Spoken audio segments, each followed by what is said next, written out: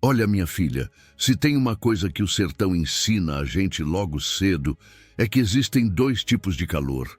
Tem aquele calor do sol, que racha a terra e seca o açude, mas que a gente aguenta com um gole de água de pote e a sombra de um juazeiro. E tem o calor da maldade humana, aquele que queima por dentro, que sufoca mais que poeira em dia de vento.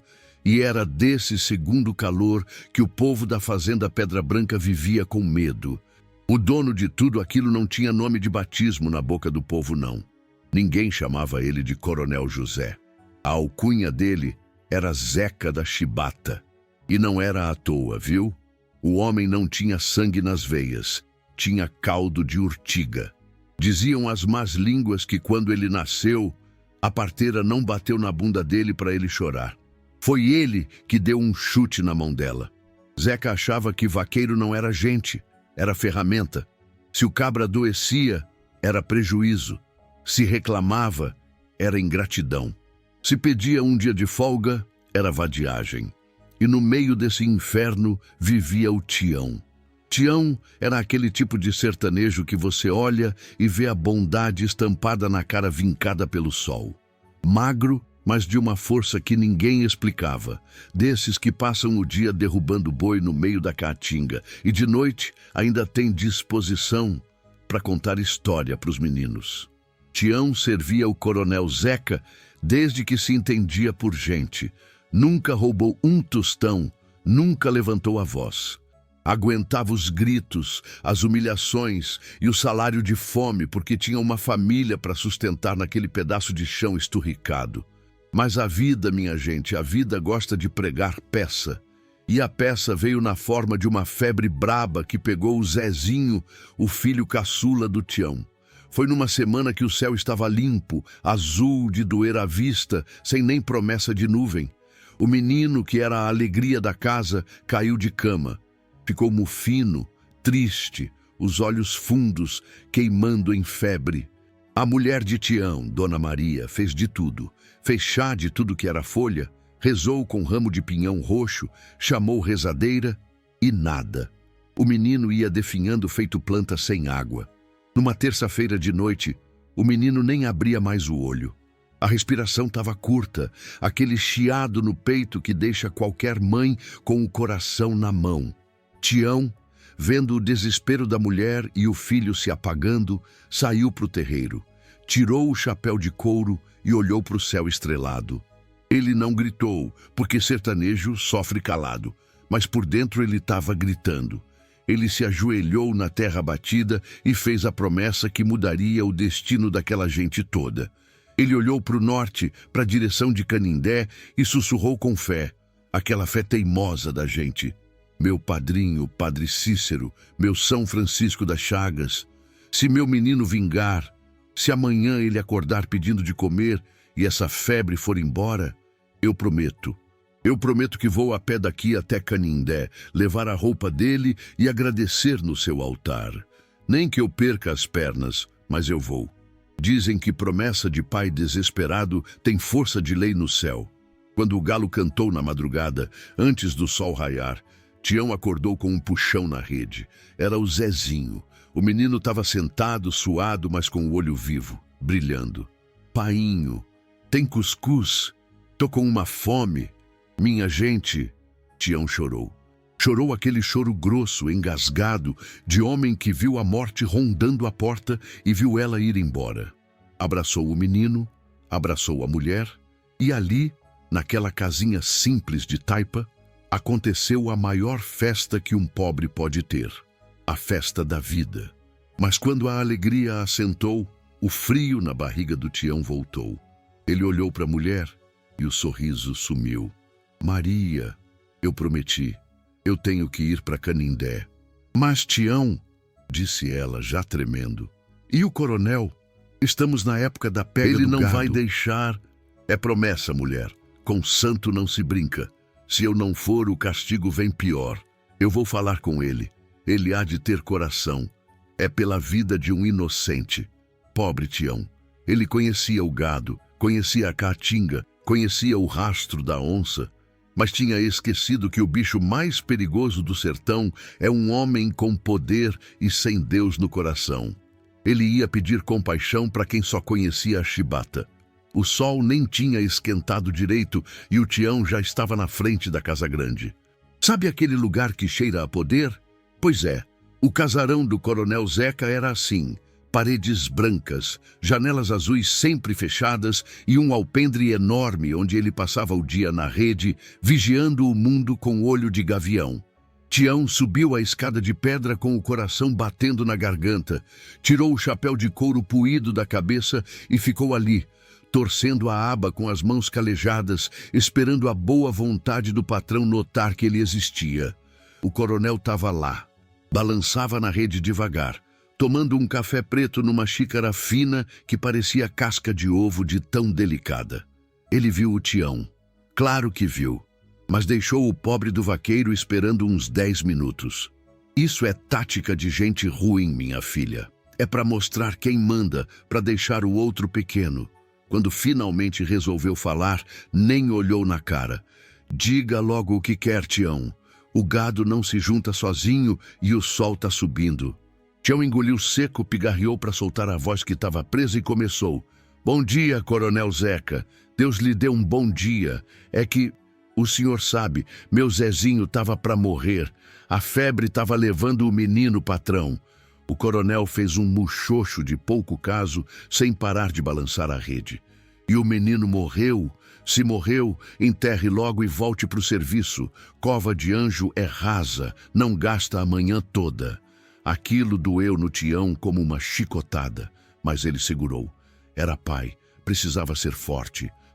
Não, senhor. Graças a Deus e a São Francisco, o menino sarou, patrão. Foi milagre.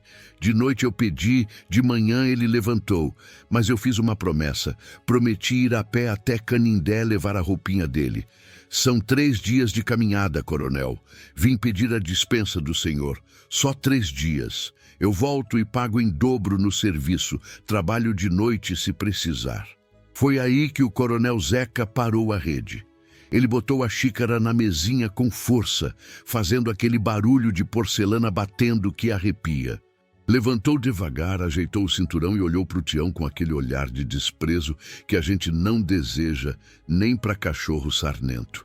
Promessa? O coronel soltou uma risada seca. Tu acha que eu sou besta, Tião? O menino sarou porque tinha que sarar, ou porque a natureza quis. Agora tu vem me dizer que vai largar o meu gado no pasto na época da apartação para ir passear em Canindé rezar para a estátua de gesso? É promessa, coronel. Com o santo não se falha. Tião insistiu, a voz tremendo, mas firme na fé. O coronel desceu os degraus do alpendre e ficou cara a cara com o vaqueiro. O cheiro de perfume caro dele misturava com o cheiro de suor do Tião. Escute aqui, seu desgraçado. Santo não paga conta. Santo não compra cela, não paga arame farpado e não bota comida na mesa. Quem bota sou eu. Sou eu que te dou o teto para tu morar. Sou eu que deixo tu criar tuas galinhas na minha terra. Ele apontou o dedo na cara do Tião. Se tu sair dessa fazenda para ir nessa tal de romaria, tu não volta. Se tu botar o pé na estrada, tu pode levar tua mulher, teus meninos e teus trapos. A casa eu tomo. O emprego acabou. Vaqueiro meu não tem santo, tem dono. E o dono sou eu. Escolha, ou teu santo ou tua casa. O silêncio tomou conta do terreiro. Só se ouvia o vento batendo nas folhas dos coqueiros. Tião olhou para o coronel. Depois olhou para longe, para o horizonte onde ficava Canindé. Pensou no Zezinho correndo, vivo. Pensou no teto que abrigava sua família. Era uma escolha impossível, minha gente. Comer ou crer. Mas o sertanejo, quando a fé aperta, ele não raciocina com a barriga, ele raciocina com a alma. Tião colocou o chapéu na cabeça, ajeitou a postura. Parecia até que tinha ficado maior que o coronel naquele instante. E disse, com a voz mansa, mas dura feito aroeira, patrão, a casa é do Senhor, o emprego é do Senhor, mas a vida do meu filho foi São Francisco quem devolveu, e o que é de Deus a gente não nega. Eu vou, e que o Senhor fique com Deus, porque vai precisar mais dele do que eu. Virou as costas e saiu andando. Não correu. Saiu andando no passo certo, sem olhar para trás. O coronel Zeca ficou vermelho, roxo de raiva. Ninguém nunca tinha dado as costas para ele. Ele gritou para os capangas que estavam ali perto, limpando as armas. Vocês ouviram? Se esse infeliz sair da porteira, esperem ele sumir na curva. Depois vão lá no casebre. Joguem os trapos da mulher dele na estrada e toquem fogo no rancho. Quero ver cinza. Quero ver se São Francisco vai dar casa nova para ele. Tião ouviu os gritos, mas não parou. Ele tinha uma estrada para andar e uma dívida sagrada para pagar. Mal sabia ele que, enquanto caminhava para pagar a promessa, o destino já estava costurando o encontro que ia virar lenda naquele sertão. Foram 3 dias, 3 dias de sol a pino, comendo poeira e bebendo água morna de cabaça. Tião foi. A cada passo que ele dava naquela estrada de chão batido, a alpercata de couro ficava mais fina, mas a alma ficava mais leve. É engraçado como a fé funciona, né? O corpo padece, a perna trava, o suor escorre ardendo no olho, mas o coração vai cantando. Quando Tião chegou em Canindé, com a roupinha do Zezinho dobrada e embrulhada num pano de chita, ele não sentiu cansaço. Ele subiu aquela rampa do santuário de joelhos, chorando não de dor, mas de gratidão. Lá no alto, ele entregou a oferta. Agradeceu pela vida do menino e pediu proteção para a tempestade que ele sabia que ia enfrentar na volta. Porque sertanejo é assim. A gente reza pedindo chuva, mas já conserta o telhado sabendo que goteira vem. A volta foi mais rápida. Parecia que São Francisco empurrava as costas dele. Tião vinha pensando no abraço do Zezinho, no cheiro de café da Dona Maria. Ele pensava, o coronel é brabo, mas é cristão.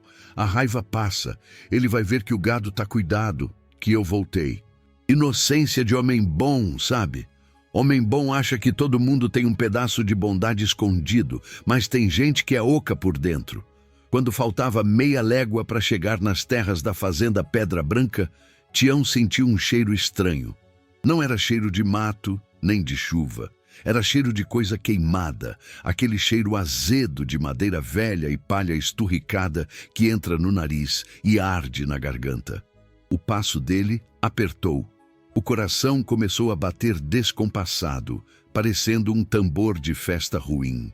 Ao dobrar a curva da estrada, onde devia aparecer a casinha dele, aquela casinha simples de taipa caiada de branco, com o pé de cajarana na frente, Tião parou. As pernas dele fraquejaram tanto que ele teve que se apoiar no cajado. Não tinha casa. No lugar onde ele criou os filhos, onde ele viveu com a Maria, só tinha um monturo preto, fumegante. O telhado tinha desabado. As paredes de barro estavam pretas, caídas. O fogo tinha levado tudo. A rede, o pouquíssimo de roupa que tinham, as panelas de barro, tudo tinha virado carvão e cinza. Na beira da estrada, sentada numa pedra, estava a Maria, abraçada com os 3 meninos, todos chorando baixinho. O Zezinho, ainda fraco da doença, tossia com a fumaça. Aquela cena, minha gente, aquela cena era de partir o coração de uma estátua de pedra. Ver um pai de família, que trabalhou a vida toda de sol a sol, chegar e não ter onde encostar a cabeça só porque escolheu Deus em vez do patrão. Olha, eu vou te pedir uma coisa agora. Se você, assim como eu, sente o sangue ferver quando vê uma injustiça dessa, se você conhece a dor de quem luta e é humilhado, deixa o seu like aqui no vídeo agora. Se inscreve no canal, porque essa história que eu tô contando não é só do Tião. É a história de muita gente desse nosso Brasil que precisa de voz. Vamos juntos ver como essa conta vai ser cobrada. Tião caminhou até a família. Não disse uma palavra. A Maria levantou, os olhos inchados de tanto chorar, e entregou a ele o que tinha sobrado. Um pedaço chamuscado da imagem de madeira de São Francisco que ficava no oratório. Ele cumpriu, Tião? Disse ela com a voz embargada. Já assim que tu sumiu na estrada, os capangas vieram. Jogaram a gente para fora feito bicho e riscaram o fósforo. Disseram que foi ordem do Coronel Zeca. Disseram que aqui não é lugar de santo, é lugar de gado. Tião pegou o santo queimado na mão. Apertou com tanta força que a madeira estalou. Ele olhou para as cinzas da casa. Depois, olhou para a casa grande lá longe, branca e intacta no alto da colina. Naquele momento, algo mudou dentro do Tião. O olhar dele, que sempre foi manso, ficou duro, secou a lágrima. Não era ódio, não. Ódio é coisa quente, passa logo. O que ele sentiu foi frio. O frio da justiça que tarda, mas não falha. Ele botou o chapéu na cabeça, ajeitou a família na sombra de um juazeiro na beira da estrada e disse: fiquem aqui. Eu não tenho mais casa, mas ainda tenho minha honra. E Deus está vendo. Mas Deus, minha filha, às vezes manda ajuda por caminhos tortos. Enquanto Tião consolava o menino Zezinho, lá longe, na estrada real, uma poeira começou a levantar. Não era boiada, o barulho não era de casco de boi. Eram cavalos ferrados, eram homens que não pediam licença. E quem vinha na frente, montado num cavalo baio, com os óculos redondos brilhando no sol e o chapéu de couro enfeitado de estrelas de ouro, não era a polícia. Era ele, o capitão, o homem que fazia a lei onde a lei não chegava. Lampião estava na área, e ele tinha visto a fumaça. Sabe quando o silêncio grita? Pois foi assim que a tarde ficou. Os pássaros pararam de cantar, o vento parou de soprar, e até as cigarras, que fazem aquele barulho doido de rachar o juízo, se calaram. O Coronel Zeca da Chibata vinha descendo a estrada na sua charrete de rodas altas, puxada por 2 cavalos negros lustrosos. Ele vinha estufado, charuto na boca, sentindo aquele prazer azedo de quem acabou de fazer uma maldade e acha que saiu ganhando. Ele ia para a vila, talvez para beber uma cachaça e contar para os amigos como tinha ensinado uma lição ao vaqueiro atrevido. Do lado dele iam 2 capangas a cavalo, rindo das piadas sem graça do patrão. Pois é, dizia o coronel soltando fumaça. Agora ele que vai pedir teto para o padre Cícero. Na minha terra, quem manda sou eu e a minha vontade. Mal ele fechou a boca, os cavalos da charrete empinaram, relinchando de medo. O coronel quase caiu do banco. O que é isso? Segura o bicho, seus imprestáveis! Gritou ele. Mas os capangas não se mexeram. Estavam paralisados, brancos feito papel, olhando para frente. No meio da estrada, bloqueando a passagem como se fosse uma muralha de cactos, estavam eles, 12 homens. Mas não eram 12 homens comuns. Eram homens vestidos de coragem e couro. Chapéus de aba quebrada na testa, lenços de seda vermelha no pescoço, bornais bordados com flores coloridas e cartucheiras cruzadas no peito cheias de bala. E no centro, sentado numa pedra, limpando as lentes dos óculos com a ponta do lenço, estava Capitão Virgulino, o Lampião. O Coronel Zeca sentiu o sangue gelar. Ele era valente com vaqueiro desarmado, valente com mulher e criança. Mas ali, de frente para o rei do cangaço, a valentia dele escorreu pelas pernas. Lampião colocou os óculos no rosto devagar, ajeitou o chapéu e levantou. Caminhou até a charrete com aquele passo macio de onça, sem fazer barulho na areia. Boa tarde, coronel. O senhor está com pressa? Perguntou Lampião com uma voz calma, quase doce. O coronel gaguejou, a garganta seca. Capitão Virgulino, é uma honra. Eu só estava indo tratar de negócios na vila. Lampião sorriu, mas era um sorriso que não chegava nos olhos. Negócios? Eu entendo de negócios, mas o negócio que me chamou a atenção hoje foi outro. Eu vinha passando e senti um cheiro forte, cheiro de covardia. Ele encostou a mão na borda da charrete, bem perto do coronel. Viu uma fumaça preta subindo lá atrás e viu uma família sentada na beira da estrada, chorando em cima de cinza. O senhor sabe me dizer que negócio foi esse? O coronel tentou se aprumar. A arrogância dele era tanta que, mesmo com medo, ele tentou se justificar pela lei dele.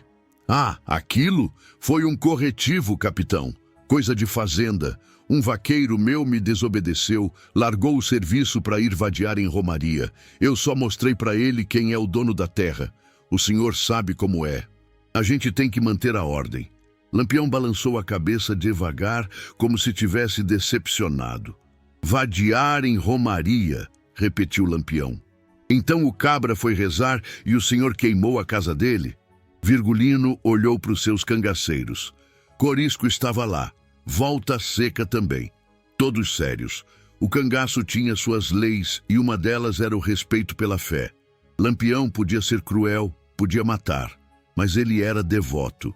Mexer com promessa de santo, para ele, era mexer com coisa sagrada. Ah, desça da charrete, coronel, ordenou Lampião. Não pediu, ordenou. Mas, capitão, eu... Desça! O grito foi seco e curto. O coronel desceu, tremendo que nem vara verde. Coronel, disse Lampião, puxando um bloquinho de papel amassado e um lápis do bolso do bornal. O senhor entende de conta, não entende? Rico vive de conta. Pois eu também gosto de matemática. Vamos fazer as contas do prejuízo daquele vaqueiro. Eu pago, se apressou o coronel, puxando a carteira gorda. Eu dou dinheiro para o senhor agora, capitão. Leve tudo, mas me deixe seguir. Lampião deu um tapa na mão do coronel, derrubando a carteira no chão. Guarde seu dinheiro sujo, Zeca. Eu não sou ladrão de estrada. Eu sou a justiça. E a minha conta é diferente. O senhor queimou uma casa. Mas quanto vale a história de um homem? Quanto vale o choro de um menino? Ele molhou a ponta do lápis na língua e olhou para o papel. Hoje, o senhor vai aprender a fazer conta de multiplicar. E o resultado vai sair caro. Preste atenção, porque o que aconteceu ali naquela estrada devia ser ensinado nas escolas de direito. Lampião não puxou o punhal, não deu um tiro para o alto. Ele usou a arma que dói mais no rico, a caneta.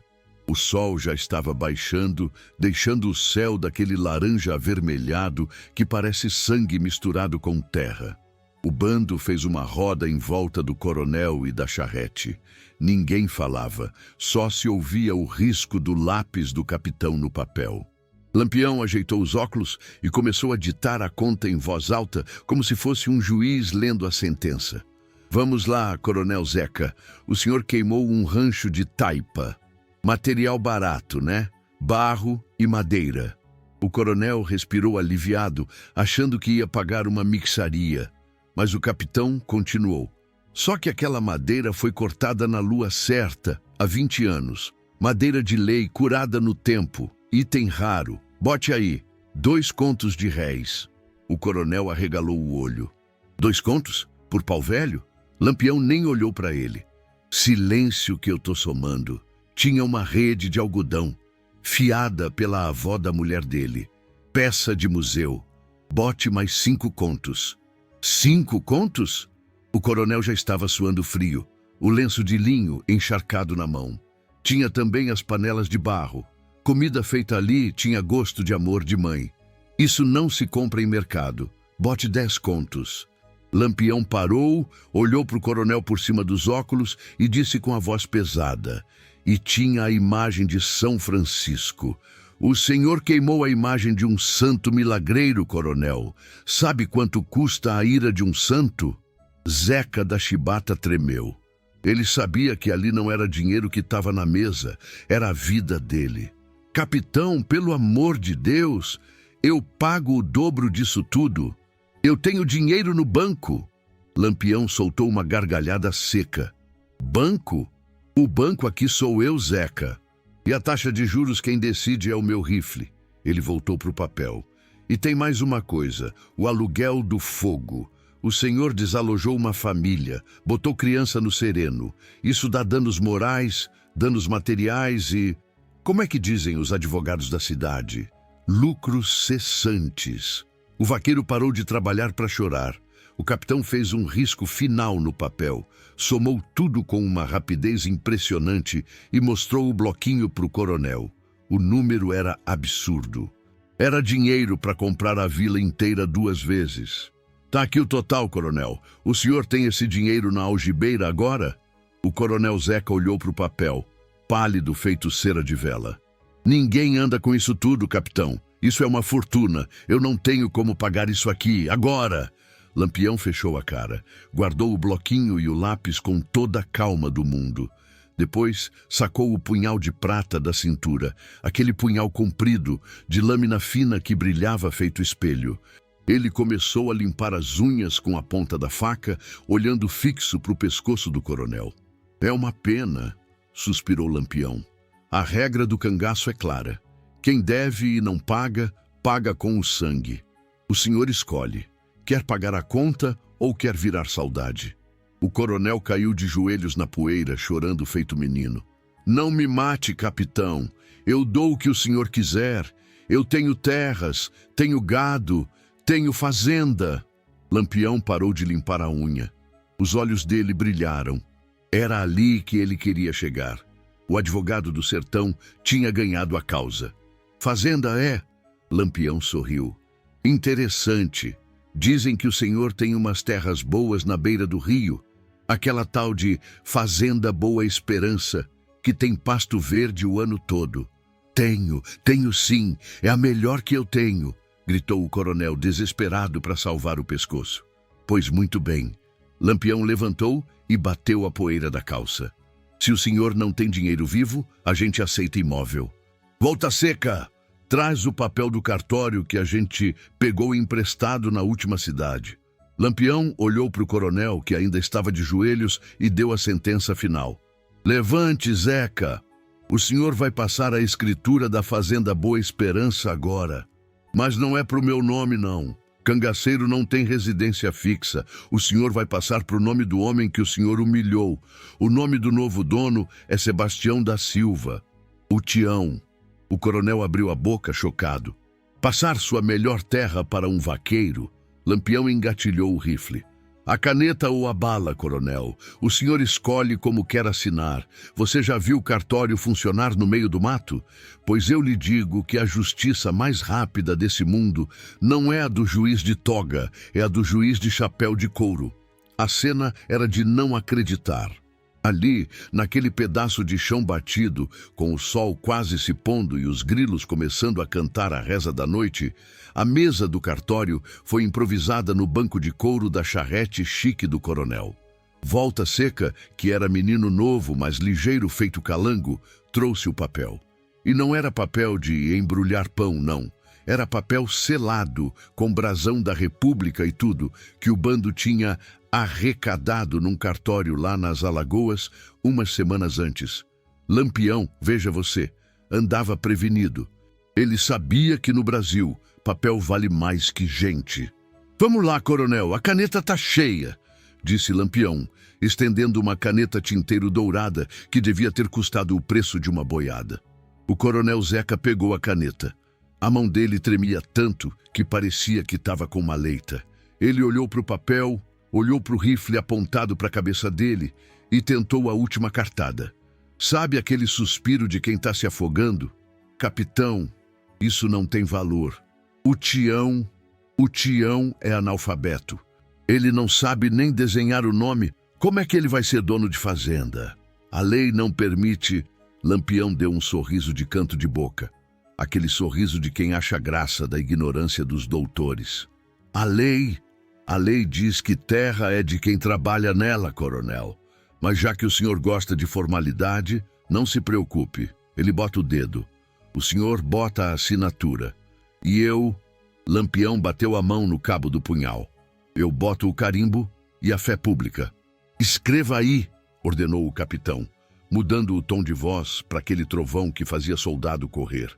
Eu, José Inácio da Silva, vulgo Zeca da Chibata, em pleno gozo das minhas faculdades mentais e com muito apreço pela minha vida, transfiro de porteira fechada a Fazenda Boa Esperança, com todas as benfeitorias, gado e pasto, para o senhor Sebastião da Silva, como pagamento de dívida de honra e indenização por danos de fogo. O coronel escrevia e a cada letra parecia que ele estava arrancando um dente. A tinta azul marcava o papel, selando o destino daquele homem avarento. Ele suava tanto que pingava na folha, misturando suor de medo com a tinta da lei. Quando terminou, Lampião pegou o papel, leu devagar, ajeitando os óculos na ponta do nariz, conferindo vírgula por vírgula. Ele era perfeccionista. Tá bom, mas falta testemunha. Sem testemunha, o senhor recorre na capital depois, dizendo que foi coagido. Corisco, Dada, venham cá. 2 dos cangaceiros mais temidos do Nordeste se aproximaram. Corisco, o diabo loiro, pegou a caneta com jeito desajeitado, mas assinou o nome dele com uma força que quase rasgou o papel. Dadá assinou embaixo, com letra redonda de menina. Lampião soprou a tinta para secar, dobrou o documento com todo cuidado, como se fosse uma relíquia sagrada, e guardou no bornal. Pronto, tá lavrada a escritura, disse o capitão, olhando para o coronel que agora estava sentado no estribo da charrete, branco, parecendo que tinha visto assombração. Agora, coronel, falta a entrega, porque papel guardado não enche barriga. O coronel levantou a cabeça, os olhos fundos. Eu posso ir embora agora, capitão? Já tirei tudo o que tinha. Ir embora? Lampião riu. Não, senhor. O senhor agora vai fazer o serviço de entregador. Suba na charrete. Para onde? Vamos voltar para a curva da estrada. Vamos lá onde estão as cinzas. O senhor vai entregar esse papel na mão do novo proprietário. E vai fazer mais uma coisa, Zeca. Uma coisa que o senhor nunca fez na vida e que vai doer mais do que perder a fazenda. O coronel engoliu seco. O que podia ser pior do que perder a terra? O senhor vai pedir a bênção ao seu vaqueiro, sentenciou o Lampião. Vai aprender que homem não se mede pelo dinheiro que tem no bolso, mas pela fé que carrega no peito. Vamos, toca essa charrete antes que eu mude de ideia e resolva cobrar juros. A comitiva partiu. A charrete na frente, com o coronel humilhado guiando os cavalos e o bando de cangaceiros atrás, levantando poeira, indo em direção ao Juazeiro, onde Tião e a família esperavam, sem saber que a sorte deles tinha virado num pedaço de papel selado. Tião ainda estava lá, sentado na raiz do Juazeiro, com o Zezinho no colo e a Maria rezando o terço baixinho. Quando eles viram a poeira subir de novo na estrada, o coração do pobre vaqueiro gelou. Ele pensou, pronto, o coronel foi buscar a polícia para me prender, ou voltou para terminar o serviço e matar a gente. Ele se levantou, botou a família atrás dele para proteger com o próprio corpo e esperou. Mas o que chegou não foi a polícia, foi aquela comitiva estranha. A charrete parou bem na frente das ruínas da casa queimada. O coronel Zeca desceu, mas não desceu com aquela pose de galo de briga. Desceu trôpego, de cabeça baixa, parecendo que tinha envelhecido 10 anos em meia hora. Atrás dele, Lampião desmontou do cavalo. O capitão caminhou até o Tião, tirou o chapéu de couro enfeitado e disse: Boa tarde, seu Sebastião. Desculpe a gente chegar assim sem avisar, mas trouxemos uma encomenda para o senhor. Tião arregalou os olhos. Seu Sebastião? Capitão? Eu não encomendei nada. Não tenho dinheiro para pagar nada, não, senhor. Lampião sorriu. E dessa vez o sorriso chegou nos olhos. A conta já está paga, meu amigo. Quem pagou foi a sua fé. Ele virou para o coronel e estalou os dedos. Zeca, entrega o papel. O coronel Zeca, tremendo que nem vara verde, estendeu a mão com a escritura.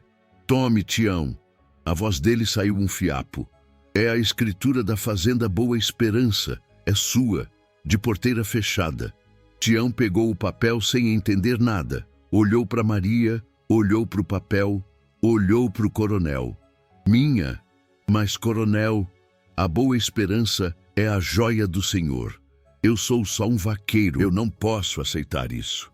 Foi aí que a grandeza da alma do Tião brilhou mais que o sol.